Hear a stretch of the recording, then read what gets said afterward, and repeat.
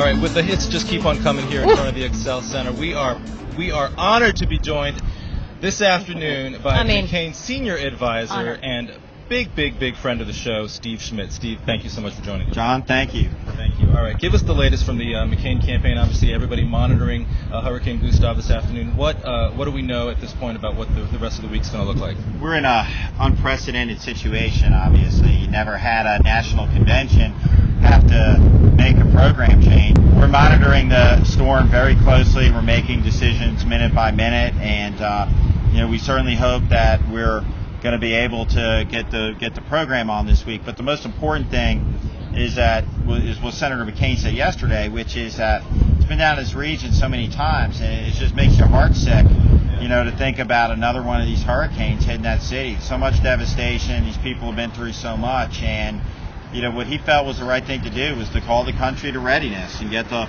American people ready to help support their fellow citizens, and that's what we're trying to make the focus here. Good. Well, as a person who has a brother who lives in New Orleans, I can thank you for that. What does the ticket do at this point, though, given the sort of bad deal that they've been dealt, the bad cards that they've been dealt, to turn this around, to turn the message around, hopefully by the end of the week, and make this out to be a net positive? I mean, you've got to come out of this with at least some momentum. We think that Senator McCain and Governor Palin are going to get their chance to speak, to talk to the American people, lay out the choice, lay out the differences, talk about their vision for the future. Senator McCain on these things, he makes a decision that he thinks is right, and the politics has a way of sorting itself out. Can we talk a little bit about your pick for lieutenant governor? Look at me, vice president. How did that happen? She is the governor. Let's talk a little bit about the story today. Sure. Her daughter, what impact do you think that's going to have? You've been talking to conservatives and getting their read. It's a private family matter. When you have children, you love them unconditionally. And when something like this happens, you support your children, you love them, you do everything you can to help them. Governor Palin, Mr. Palin have asked the media to respect the privacy of her daughter. She's going to marry this young man. Any young marriage has stresses. You combine that with a young child, the last thing they need is the national media camped out on their front lawn. There should be a zone of privacy around the kids of candidates. It's really the one thing that I think all candidates can agree on. Leave the kids alone. And so they made this announcement today.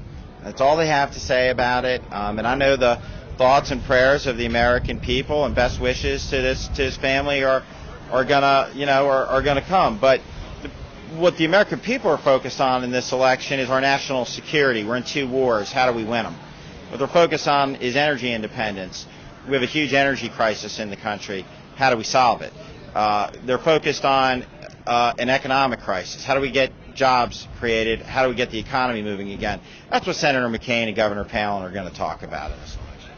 Most people here, I think, and probably Americans agree that the person they really want to hear from more than anybody is Sarah Palin. Looking forward to her address. What do you think she needs to do on that night? What is she going to talk about? She's a great governor, 80% approval rating, tremendous record of accomplishment. She's going to get up to tell about her story, her life story, her successes as governor of Alaska, and her and John McCain's vision for moving this country forward. Sounds good. All right. Well, we are. Thank you, Steve Schmidt. Gosh, this is your debut. You did a great job. I was so nervous. I was nervous for him too. Nervous. He's a good egg. Thanks, so Steve. Much. All right. Well, we just are having a great time here in St. Paul. This is what happens when you stand outside the River Center. Yeah, I gotta hang out here more often. We'll Yeah. see you next time on Hotline TV.